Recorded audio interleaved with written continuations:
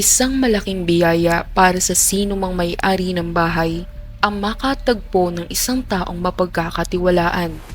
Isang helper na magiging kanang kamay sa pagpapanatili ng kaayusan, kapanatagan at kaligtasan ng isang pribadong tahanan. Sa modernong panahon, ang pagtanggap ng isang kasambahay o stay-in worker ay hindi na lamang usapin ng pagpuno sa bakanteng trabaho. Ito ay isang sining ng pagbubukas ng pintuan ng iyong buhay sa isang estranghero. Ipinauubaya natin sa kanila ang ating mga ari-arian, ang ating mga lihim, at ang mismong seguridad ng ating mga mahal sa buhay, kapalit ng isang buwanang sahod at maayos na pakikitungo. Subalit, paano kung ang taong iyong pinatira sa ilalim ng iyong sariling bubong, ang taong pinakain mo at pinagkatiwalaan, ay siya palang magiging mitya ng iyong pinakamalaking bangungot? Paano kung ang maamong mukha na bumubungad sa iyo tuwing umaga ay isang maskara lamang na nagtatago ng isang mapanganib at madilim na pagkatao? Kapag ang huwad na katapatang ito ay tuluyan na bisto, ang kasunod na reaksyon ay hindi palaging pagsisisi. Sa halip na tanggapin ang pagkakamali, may mga pagkakataon na ang nasirang tiwala ay pinagmumulan na matinding poot, galit at pagnanais na magiganti. Taong 2018, binalot ng katahimikan at simpleng karangyaan ang pamumuhay ng mag-asawang Ricardo Castro at Alicia Castro. Sila ay kapwa na sa edad na 55 years old at naninirahan sa isang payapang subdivision sa makasaysayang lungsod ng Malolos, Bulacan. Ang kanilang dalawang anak ay matagal nang nakahanap ng magandang kapalaran sa ibayong dagat. Ang kanilang panghanay na lalaki ay matagumpay na nagtatrabaho sa Tokyo, Japan. Samantalang ang bunso namang babae ay naninirahan na sa Ontario, Canada. Dahil sa sitwasyong ito, sila dalawa na lamang kasama ang isang tapat na babaeng kasambahay na si Aling Maria, ang nagbabantay sa kanilang malaking ari-arian. Dahil sa lumalaking pangangailangan sa pagpapanatili ng kaayusan ng bahay at bakuran, nagpasya ang mag-asawa na kumuha ng isang lalaking stay-in helper na siyang mag-aasikaso sa mga mabibigat na gawain. Doon pumasok sa kanilang eksena si Manuel Santos, isang 29 years old na lalaki. Si Manuel ay may angking kasanayan sa pagmamaneho at may kaunting kaalaman sa mechanical na bagay, kaya naman madali siyang natanggap sa trabaho. Ayon sa kanya mga isinumiteng impormasyon, siya ay tubong Ilocos Sur ngunit lumuwas sa Bulacan upang maghanap ng permanenteng pagkakakitaan. Siya ay walang asawa at walang anak. Sa mga unang linggo ng kanyang pananatili, ipinakita niya ang isang tahimik, masunurin at tila mapagkakatiwalaang pagkatao. Sa ilang buwan ng kanyang pagtatrabaho, walang naging anumang malaking suliranin ng pamilya Castro kay Manuel. Maaga itong gumigising mula sa kanyang sariling silid sa labas ng main house, tahimik kong kumilos at lubos na maaasahan sa pagkukumpuni ng mga sirang tubo at mga kagamitan sa bakuran. Gayunpaman, habang lumilipas sa mga linggo, unti-unting napapansin na mag-asawa ang ilang kakaiba at nakababahalang pagbabago sa loob ng tahanan. Ilang mahalagang kagamitan ang bigla na lamang naglalaho na tila bula. Mula sa mga lumang branded na relo ni Ricardo, mga mamahaling damit, hanggang sa mga maliliit na dekorasyong may katumbas sa mataas na halaga. Bagaman may malakas na hinala ang mag-asawa na may kinalaman si Manuel sa mga pagkawala nito, pinili muna nilang manahimik upang maiwasan na maling pagbibintang ng walang matibay na ebidensya. Subalit ang lahat ng pasensya ay may hangganan. Isang hapon ng May 2018, habang naliligo si Alicia sa loob ng banyo na matatagpuan sa likod ng bahay, napansin niya ang isang hindi karaniwang anino na gumalaw sa labas ng bintana. Noong una ay binaliwala niya ito sa pag-aakalang isang ligaw na pusa lamang ang dumaan. Ngunit nang kanyang titigan ng maigi ang siwang, laking gulat at kilabot niya na makita ang mga mata ng kanilang helper na si Manuel na nakatitig sa kanya. Sa takot at pagkabigla, napasigaw na malakas si Alicia na agad namang Dinaluhan ng kanyang asawang si Ricardo at ng kanilang kasambahay. Mabilis na lumabas si Ricardo upang hulihin ang salarin, ngunit wala na si Manuel sa likod ng bahay at muling naging tahimik ang paligid. Nang harapin at tanungin na mag-asawa si Manuel hinggil sa insidente, mariin nitong itinanggi ang paratang at sinabing naglilinis lamang siya ng mga tuyong dahon sa labas. Ngunit para sa mag-asawang Castro, ang pangyayaring iyon ay sapat na upang tuluyang mabasag ang kanilang tiwala. Kinabukasan, formal nilang pinauwi si Manuel.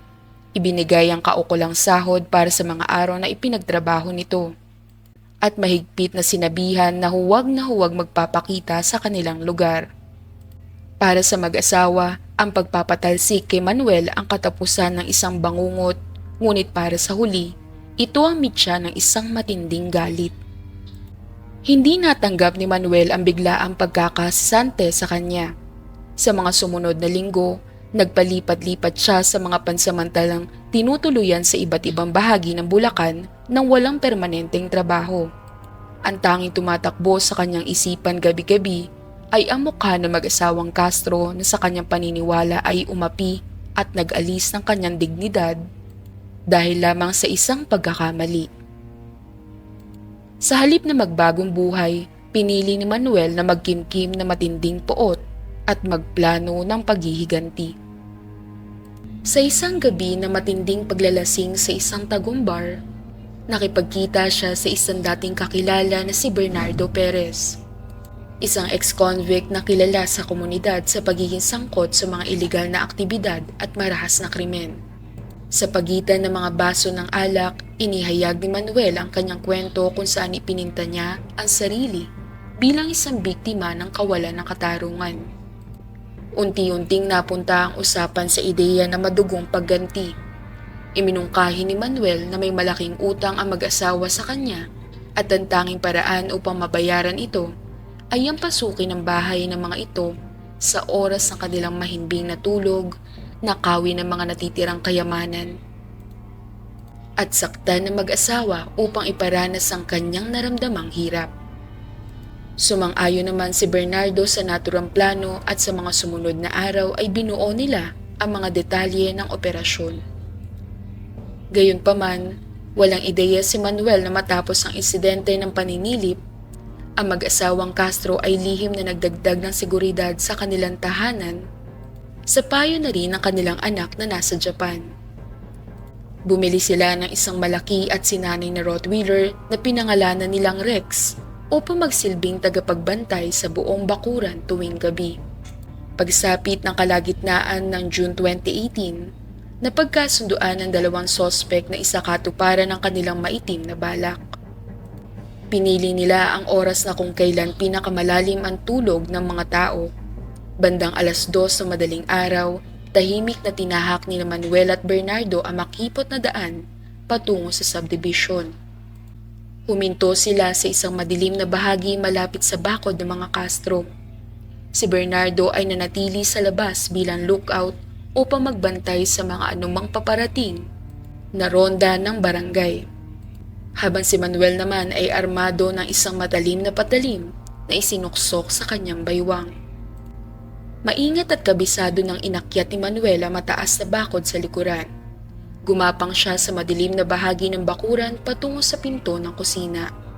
Ngunit bago pa man niya mahawakan sa seradura, isang malaking anino ang mabilis na sumulpot mula sa kadiliman ng walang anumang kahol o babala. Si Rex, ang Rottweiler, ay biglang tumalon at ibinaon na matatalim nitong ngipin sa braso at balikat ni Manuel. Dahil sa biglaang atake, napabitaw si Manuel sa kanyang dalang patalim at napahandusay sa semento habang pilit na iniiwasan ng mga susunod pang sakmal ng galit na aso. Ang tahimik na gabi ay biglang napuno ng mga ungol ng hayop at mararahas na sigaw na nasasaktang sospek.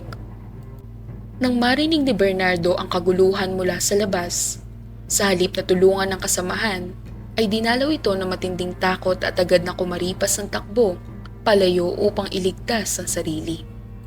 Sa loob ng bahay, nagising sina Ricardo at Alicia kasama ang kasambahay dahil sa ingay. Nang silipin nila ang bakuran gamit ang mga ilaw, Nakita nila ang duguang si Manuel na nakahandusay at pilit na idinidepensa ang sarili laban kay Rex. Agad na pinigilan ni Ricardo ang aso at mabilis na tumawag ng tulong sa mga otoridad.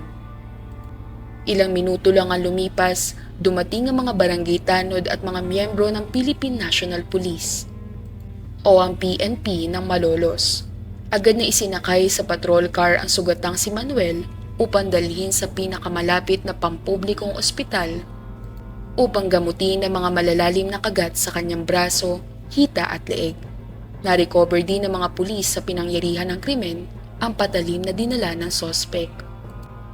Habang nasa ospital, nagtangka pa si Manuel na magsinungaling sa pamamagitan ng pagsabing nais lamang niyang isauli ang mga lumang gamit na kanyang nakuha noon.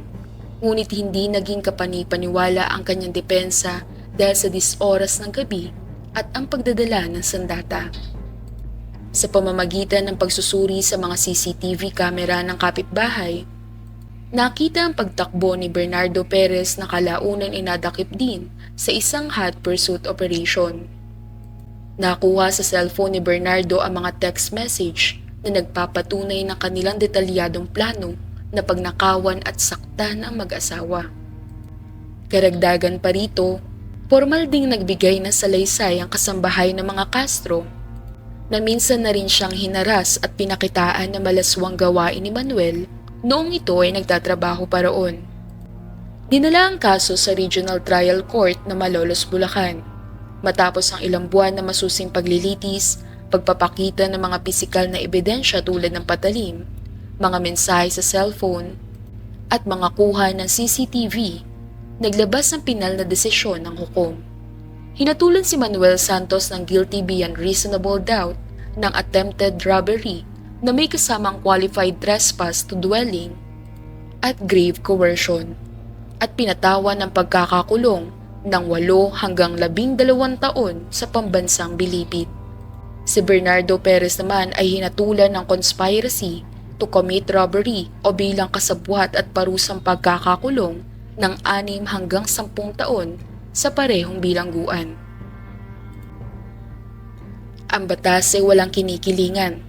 Ang pagpasok sa isang pribadong tahanan sa gitna ng kadiliman na may dalang armas upang maghasik ng karahasan ay isang malubhang paglapastangan sa seguridad ng mamamayan na dapat lapatan ng buong bigat ng parusa. Sa huli, naibalik ang katahimikan sa buhay ng mag-asawang Ricardo at Alicia Castro. Ang kanilang karanasan ay naging isang malaking paalala sa buong komunidad sa Malolos na ang pagtitiwala ay hindi basta-basta ibinibigay sa mga taong hindi pa lubos nakakilala.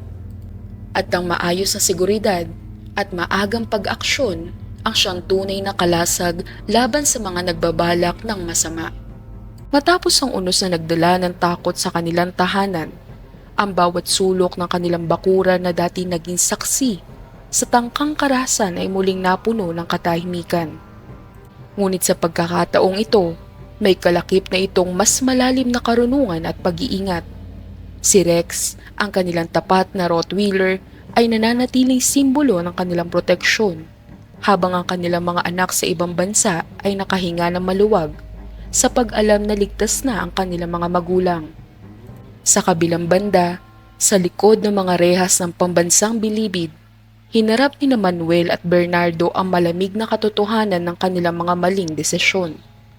Ang bawat araw ng kanilang pagkakakulong ay naging paalala na ang pansamantalang galit at kasakiman ay may pangmatagalang kabayaran.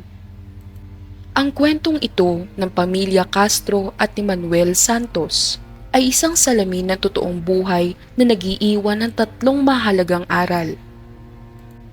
Kung ano ang iyong itinanim, siya mo ring aanihin.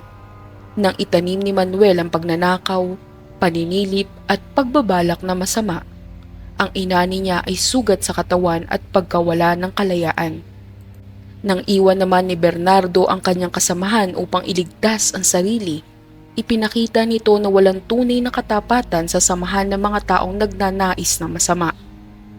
Sa huli, ang hustisya, maging sa batas ng tao o sa batas ng Diyos, ay laging nakahahanap ng paraan upang manaig.